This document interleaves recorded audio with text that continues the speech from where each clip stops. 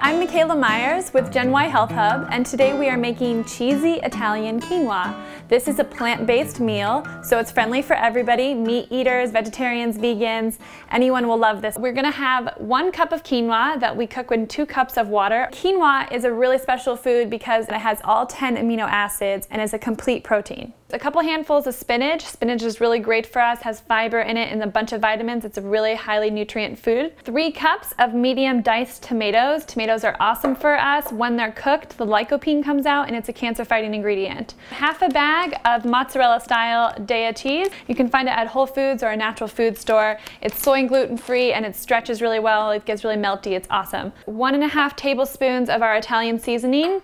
You can get that at any grocery store. We're going to use 1 14-ounce can of vegetable broth and about 2 cups of diced onions. So we put the onions in a big saucepan and we want to have them on about medium heat. And we take our broth, put our broth in the pan. We're going to simmer the onions in the broth. That way we don't need any oil and we have lots of flavor.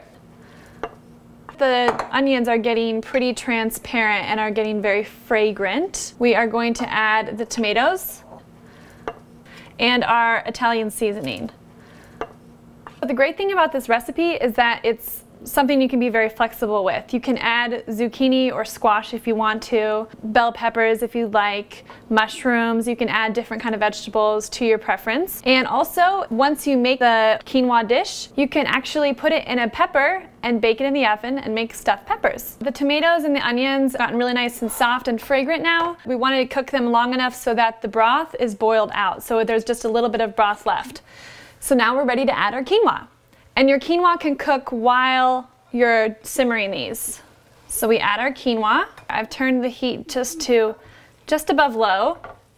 We're gonna add some salt and pepper. This is to your liking. I like a lot of salt, but it's about, half a teaspoon. We're gonna add our spinach. Spinach should be one of the last things that we add because spinach is healthiest for you when it is raw or lightly steamed. So we're just going to kind of let the dish steam the spinach lightly. We take a few handfuls of spinach, we're going to rip it up with our hands and add it to our dish. And then we're going to add our Daiya cheese, about half a bag. And we're just going to stir that in until the cheese gets nice and melty. Once the cheese gets melted, it's ready to serve. We're going to plate it.